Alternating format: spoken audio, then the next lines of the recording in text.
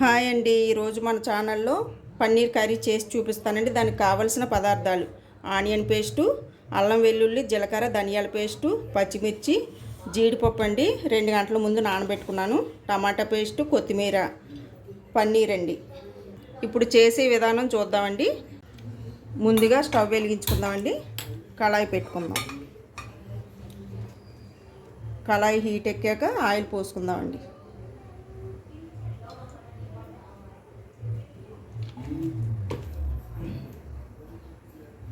కళాయి హీట్ ఎక్కింది కదండి, చిటికెడు పసుపు.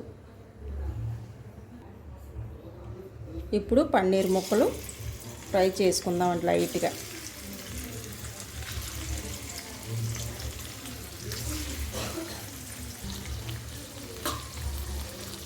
ఇవి కాస్త లైట్గా ఫ్రై చేద్దామండి. చేశాక చూపిస్తాను. అయిపోయిందండి, తీసేద్దాం.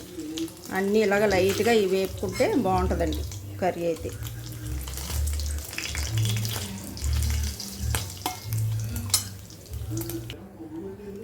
ఆనియన్ పేస్ట్ వేసుకుందాం.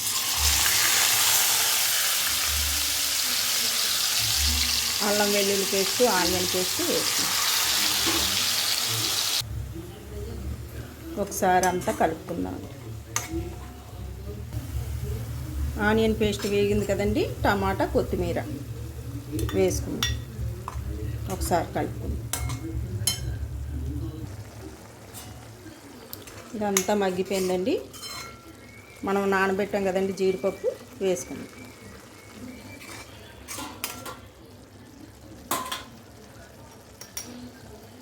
కాస్త గరం మసాలా,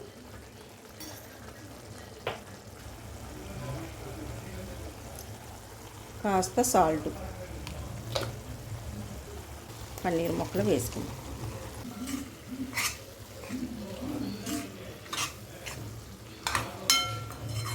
చూసారు కదా, పన్నీర్ అంతా అలా మగ్గుతుందండి. కాస్త మసాలా అంతా పన్నీర్కి పట్టిస్తే బాగుంటుంది.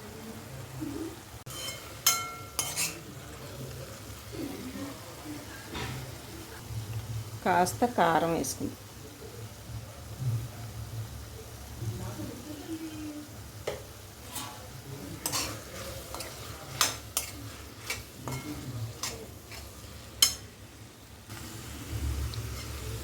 చూసారు కదా, కారం అన్నీ వేసాను కదండి, సాల్ట్.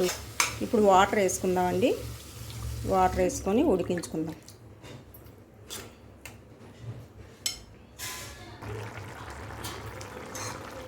దగ్గర పడుతుందండి పన్నీర్ కర్రీ. కాస్త జీరా పౌడర్ వేసుకుందాం.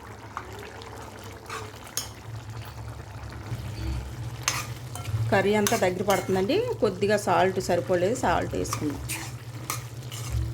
కర్రీ అయితే అయిపోయిందండి. నేను స్టవ్ కట్టేస్తున్నానండి. మీకు కనుక ఈ వీడియో నచ్చినట్టయితే లైక్ చేసి సబ్స్క్రైబ్ చేయండి. థ్యాంక్ యూ అండి.